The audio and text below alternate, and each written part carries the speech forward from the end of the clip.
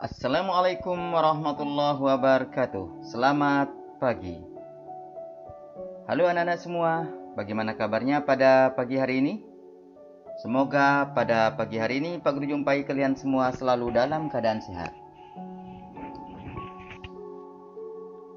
Sudah siap dengan pembelajaran kita pada pagi hari ini?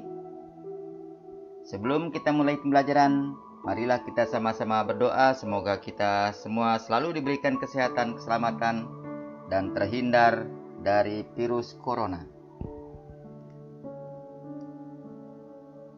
Pada pertemuan kita hari ini kita masuk di tema 7, indahnya keragaman di negeriku. Subtema 1, keragaman suku bangsa dan agama di negeriku. Pembelajaran 1.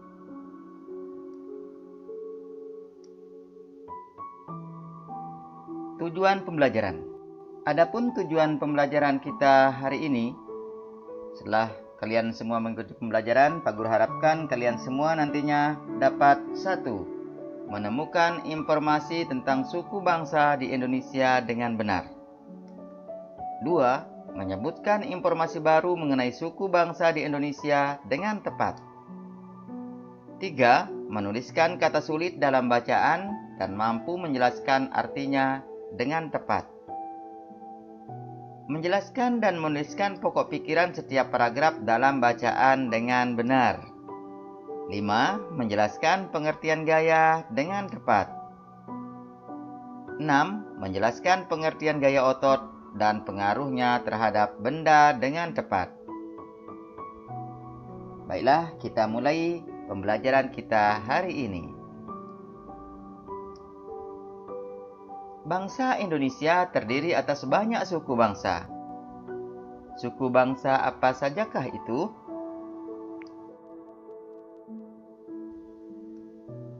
Ayo membaca. Suku bangsa di Indonesia. Sejak dahulu kala bangsa Indonesia hidup dalam keragaman. Kalimat Bhinneka Tunggal Ika pada lambang negara Garuda Pancasila bukan cuma slogan. Penduduk Indonesia terdiri atas beragam suku bangsa, agama, bahasa, adat, dan budaya, tetapi semua dapat hidup rukun berdampingan. Berdasarkan hasil sensus Badan Pusat Statistik (BPS) tahun 2010, bangsa Indonesia terdiri atas 1.331 suku. Berdasarkan sensus itu pula, suku bangsa terbesar adalah suku Jawa yang meliputi 40,2% dari penduduk Indonesia. Suku Jawa ini merupakan gabungan dari suku-suku bangsa di Pulau Jawa, yaitu Jawa, Osing, Tengger, Samin, Bawean, Naga, dan suku-suku lainnya. Suku yang paling sedikit jumlahnya adalah suku Nias dengan jumlah 1.041.925 jiwa atau hanya 0,44% dari jumlah penduduk Indonesia.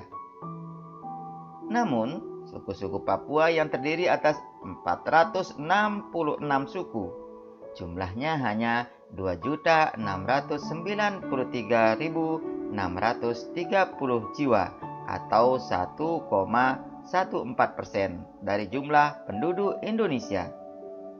Sedangkan etnis Tionghoa jumlahnya 2.832.510 jiwa atau 1,2% penduduk Indonesia. Berikut adalah gambar suku yang ada di Indonesia. Di sini Pak Guru tampilkan ada suku Dani dari Papua. Ada suku Tengger dan ada suku Nias. Kalian bisa menemukan lebih banyak lagi suku-suku dari buku bacaan atau dari internet. Berdasarkan bacaan tadi, jawablah pertanyaan berikut. 1. Adakah kata sulit yang kalian temukan pada bacaan tersebut? Jika ada, tuliskan, lalu carilah artinya. Tuliskan dalam bentuk tabel seperti berikut. Di sini ada nomor, kata sulit, dan artinya. Pertanyaan kedua. Ada berapa paragraf pada teks suku bangsa di Indonesia? Tuliskan pokok pikiran dari setiap paragraf. Dalam teks bacaan tadi terdapat 2 paragraf, yaitu paragraf 1 dan paragraf kedua.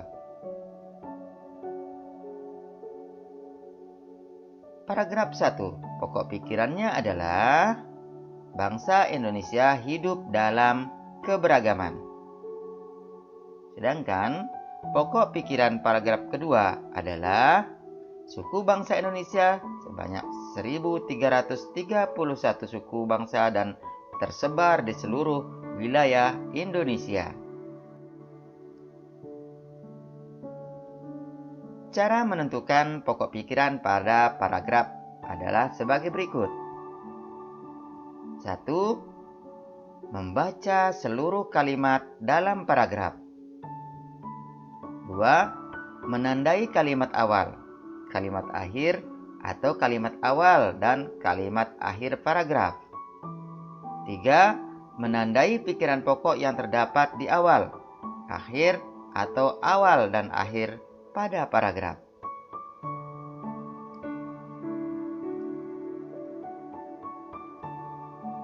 Dari kegiatan sebelumnya, kamu mengetahui bahwa di Indonesia terdapat ribuan suku bangsa.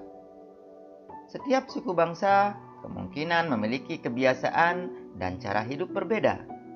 Salah satu contoh perbedaan cara hidup adalah transportasi. Pada zaman dahulu, alat transportasi menggunakan tenaga hewan, seperti gambar-gambar berikut. Coba kalian amati gambar bendi. Di sini ada gambar pedati sapi.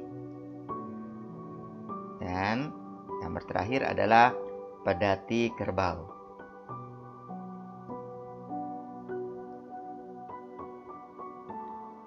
Apakah di daerahmu masih dijumpai alat transportasi seperti pada gambar di atas? Coba ceritakan kepada teman-temanmu, apakah teman-temanmu juga menjumpai jenis alat transportasi seperti yang kamu sebutkan? Perhatikan lagi gambar bendi, pedati sapi, dan pedati kerbau. Dapatkah kamu melihat persamaan dari ketiga alat transportasi tersebut? Ada banyak persamaan. Salah satunya adalah ketiga alat transportasi tersebut menggunakan binatang yang sama-sama menarik beban berupa bendi atau pedati.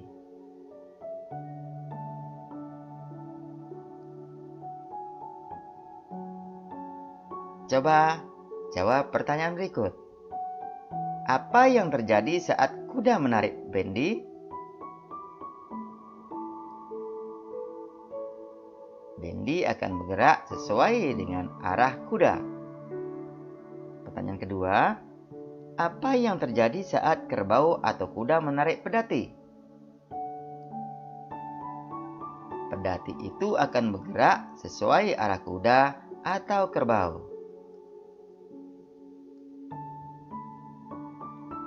Ayo membaca.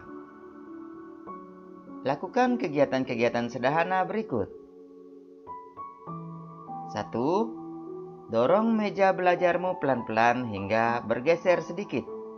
Lalu tarik ke posisi semula. 2. Angkat tas sekolahmu. Lalu letakkan lagi ke posisi semula. Dan yang ketiga, ambil selembar kertas tak terpakai. Lalu lipat atau remaslah kertas tersebut.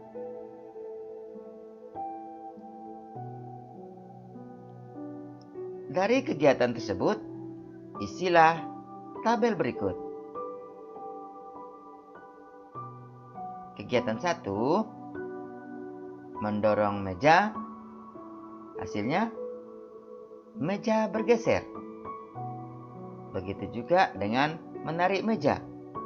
Hasilnya adalah meja akan bergeser. Silakan lanjutkan dengan kegiatan 2 dan 3.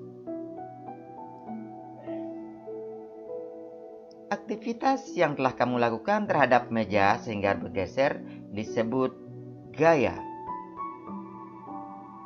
Aktivitas yang kamu lakukan terhadap tas sekolah yang kamu angkat disebut juga gaya. Aktivitas yang kamu lakukan terhadap kertas sehingga bentuknya berubah disebut juga gaya.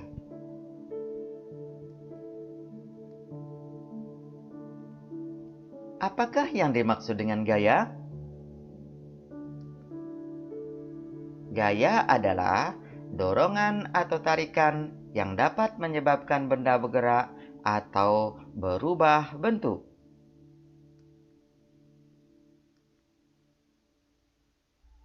Tugas: tuliskan pada buku catatanmu gaya apa yang telah kamu lakukan atau kamu lihat dari pagi sampai saat ini. Tulislah dengan menggunakan ejaan yang tepat. Kemudian, tunjukkan laporanmu pada gurumu. Ayo mengamati. Di sini Pak Guru tampilkan ada beberapa gambar. Kamu telah mengetahui pengertian gaya. Sekarang, perhatikan gambar-gambar berikut. Lalu jawablah pertanyaan pada setiap gambar. Gambar pertama.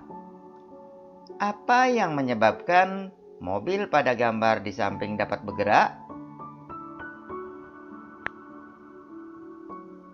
Yang kedua, apa yang menyebabkan lampu dapat menyala?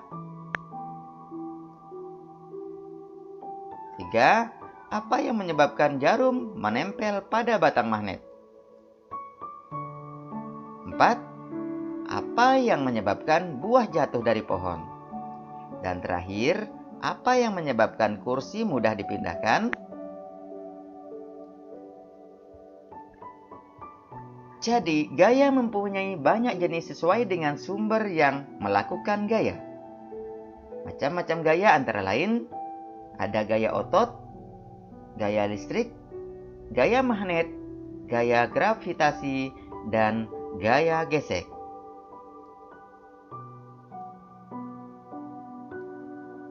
Ayo mengamati. Perhatikan contoh kegiatan menggunakan gaya otot berikut. Di sini ada 4 gambar. Jawablah pertanyaan berikut. Apa yang dimaksud dengan gaya otot? 2.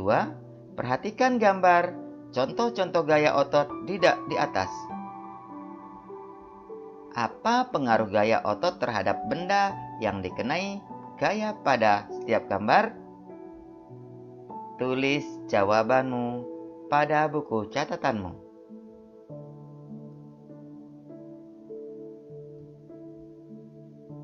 Seni gerabah di Indonesia. Tahukah kamu apa yang disebut gerabah?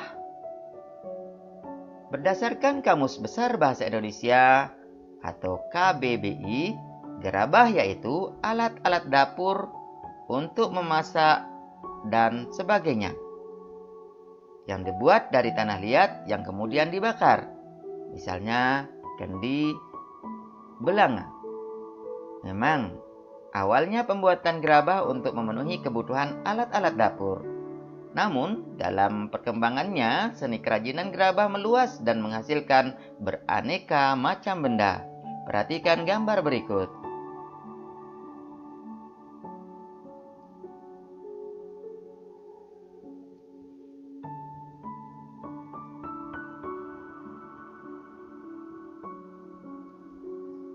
Sampailah kita di penghujung pembelajaran kita hari ini, kerjasama dengan orang tua. Bertanyalah kepada ayah dan ibumu asal suku bangsa mereka masing-masing. Tuliskan asal suku bangsa ayahku. Kedua, asal suku bangsa ibuku. Sampai di sini pembelajaran kita pada pagi hari ini. Pak Go ingatkan kalian selalu tetap semangat, jaga kesehatan. Sekian, terima kasih. Assalamualaikum warahmatullahi wabarakatuh.